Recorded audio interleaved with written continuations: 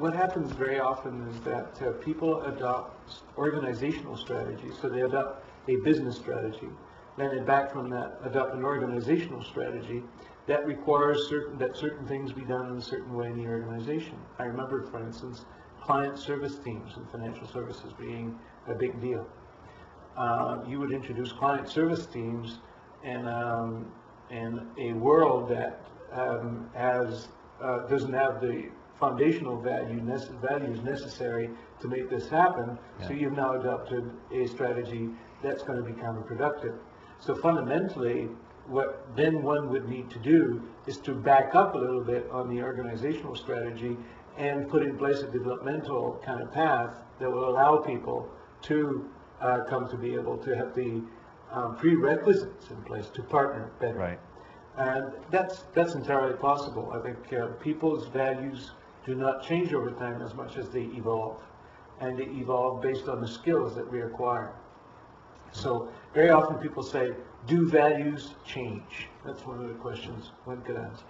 And fundamentally, it's not as though values change in the sense that you go to a completely different stream of values, a different strand, but the same value at different levels of development of the individual will actually transpose itself into something slightly different. Mm-hmm. And how these values evolve over time, continue to develop into a greater and greater aperture onto the world, if you want, is based on the acquisition of interpersonal skills.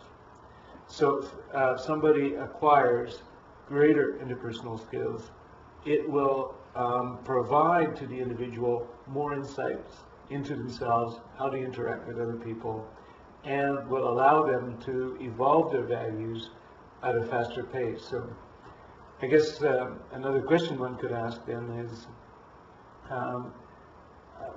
what is the pattern of evolution of values?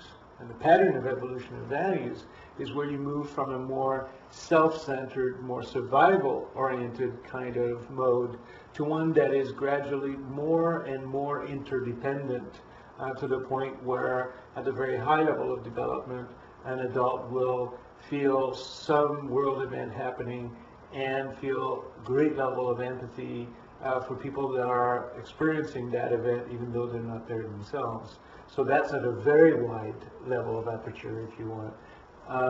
But when we're asking people, for instance, to be empowering in the workplace, we're asking them to be at a certain level of development in terms of their values. That is beyond where many managers can function.